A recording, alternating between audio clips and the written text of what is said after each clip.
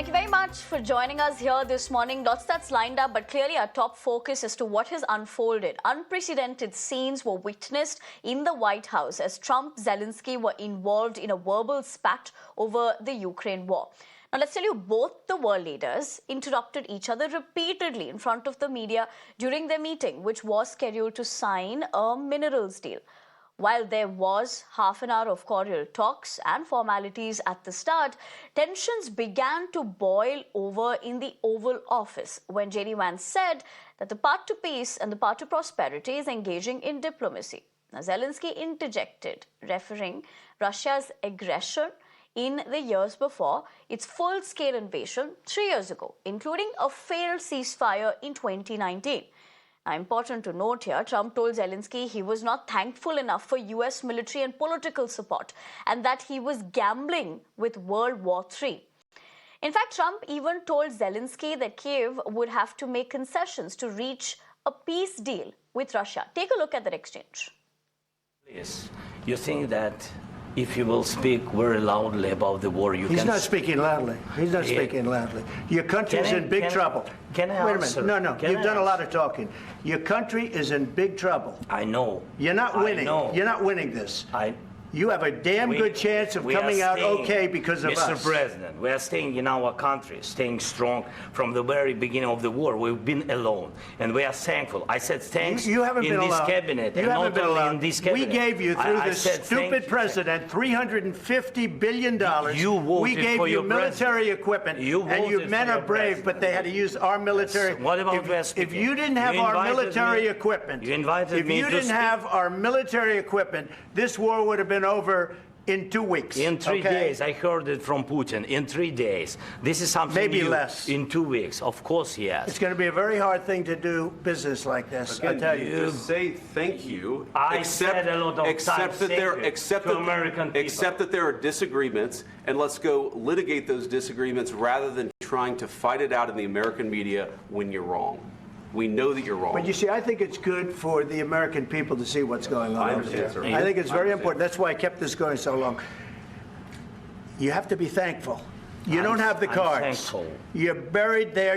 Your people are dying. I can tell you You're again, running low on soldiers. Listen, you're running Mr. low President. on soldiers.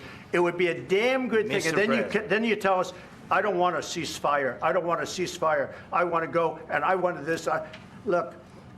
If you could get a ceasefire right now, I tell you, you take it so the bullets stop flying and your men stop getting killed. Of course, we want to stop the war. But you're saying you don't want a ceasefire. But I said to you, I want a ceasefire. with guarantees. Because you'll get a ceasefire faster than an agreement. Ask our people about ceasefire, what they think. That wasn't with me. For you what, that wasn't with me. Means. That was with a guy named Biden, who was not a smart person. That was with Obama. It was your president. Excuse me. That was with Obama, who gave you sheets, and I gave you javelins. Yes. I gave you the javelins to take out all those tanks. Obama gave you sheets. In fact, the statement is Obama gave sheets and Trump gave javelins. You got to be more thankful, because let me tell you, you don't have the cards. With us, you have the cards. But without us, you don't have any cards. It's going to be a tough deal to make because the attitudes have to change. You're not in a good position. You don't have the cards right now. With us, you start having cards. But right now, you don't. You're playing cards. You're playing cards. You're gambling with the lives of millions of people. You're gambling with World War III. You're gambling with World War III. And what you're doing is very disrespectful to the country, this country, that's back to you, far more than a lot of people said they should have. Times Network consultant Shinjoy Chaudhary joins me this morning. Shinjoy, very good morning to you. Thank you for taking the time out to join us here. Given the aspect that of what we have looked at, let's first start with how do you look at what really unfolded here? First of all, this is unprecedented. Never in the history of meetings at the White House has such an incident in front of the world media. Now here are Zelensky and Trump arguing like this in front of everybody, and this has never happened before.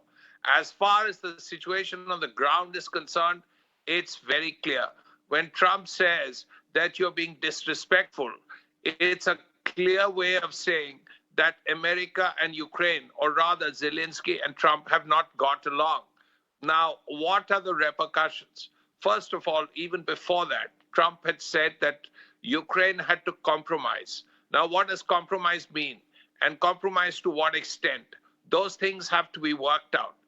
But the point is that America knows and Ukraine knows that without American weapons, without American assistance, then the war, fighting the war against Russia would be extremely difficult. It's been difficult enough as it is.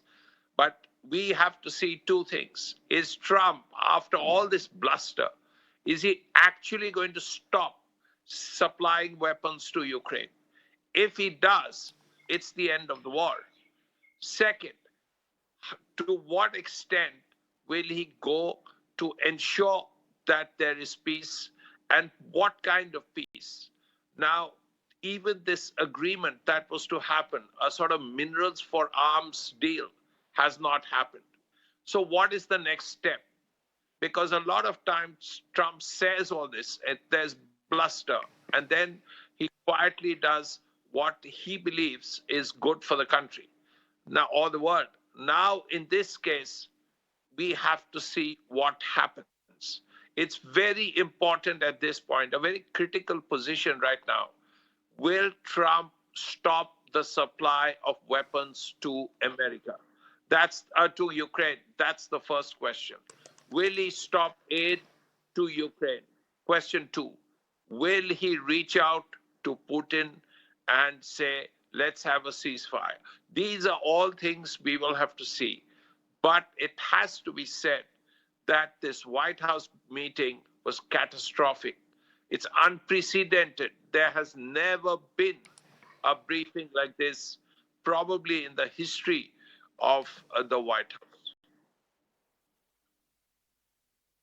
You know, as you pointed out, and you're rightly putting that into perspective, that one has to wait and watch as to what the repercussions of this will be going forward. But Shinjoy, let me ask you this. Given the fact that what Trump has said after that he didn't want advantage, he wants peace, and moreover, with the aspect of what happened in the Oval Office, Trump says that Zelensky is not just disrespected the United States of America, he can only come back when he's ready for peace. How do you read that? How do you read into a statement like that, not just for relations, but also geopolitically speaking?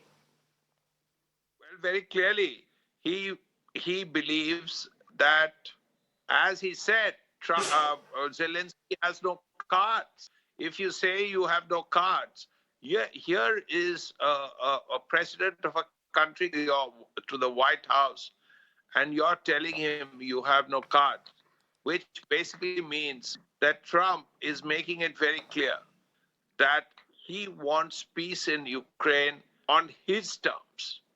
And that is something that Zelensky and Ukraine will have to accept. Given the fact that what J.D. Vance also stated while that heated exchange was going on, Shinjoy, how do you look at that? Because this also was the aspect of how the U.S. was viewing how this should have essentially unfolded. Well, it's one thing that if he had been president, the war would not have started. Now he believes he knows how to end this war. Now, this is the Trump doctrine. Trump believes that the war has to end.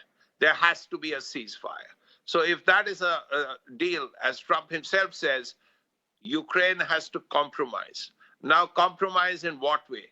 Very possibly that the current line in Ukraine with the Russians holding on to Luhansk and Donetsk and so on and so forth, and the Crimea will stay Russian, and that's when peace will come. Now, is this something Zelensky wants? Does he have a choice? Can Europe help enough? These are things that we'll have to work out. Absolutely. Sanjay, I'd request you to stay with me. I'm going to come back to you quickly as far as another reaction of Trump is concerned. But before I come back to you, let's just tell our viewers quickly what that is about. Because concerning the fact that soon after the heated exchange, Zelensky was told to leave the White House. Trump posted a message, in fact, on social media Truth, saying he's determined that President Zelensky is not ready for peace if America is involved. In fact, he further added that Zelensky can come back when he's ready for peace. Listen to that. We had a meeting today, as you know, with President Zelensky, and I would say it didn't work out exactly great from his standpoint. I think he very much overplayed his hand. We're looking for peace. We're not looking for somebody that's going to sign up as strong power and then not make peace because they feel emboldened, and that's what I saw happening. I'm looking for peace. We're not looking to go into a 10-year war and play games. We want peace. And it was just my impression that if we do that, if we sign up, he's looking for something that I'm not looking for. He's looking to go on and fight, fight, fight. We're looking to end the death. Now, if we don't do anything, he's going to have to make peace, but he's dealing with a very weak set of cards. If we sign, he's dealing with a very strong set of cards, and then he doesn't want to make peace. So that's where we are. It's very simple. I'm not looking to get into anything protracted. I want immediate peace. President Putin is going to want to make, and he wants to end it.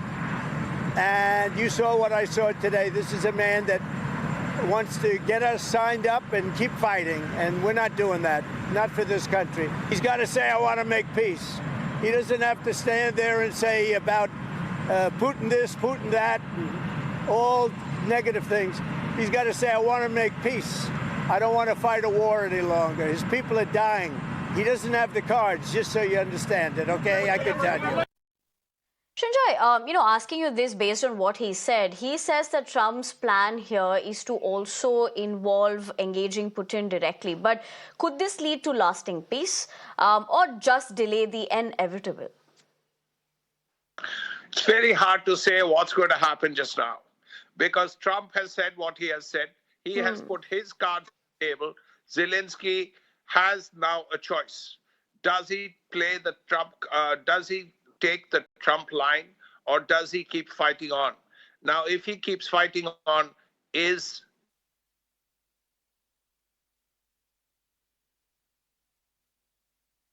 All right, Sanjay, I'd have to interject you there, but thank you for joining us with your perspective and more inputs. But we seem to have run into some sort of a technical issue with your line. If you can quickly get that back, we will have your perspective. If not, let's just quickly tell our viewers what's really gone down here.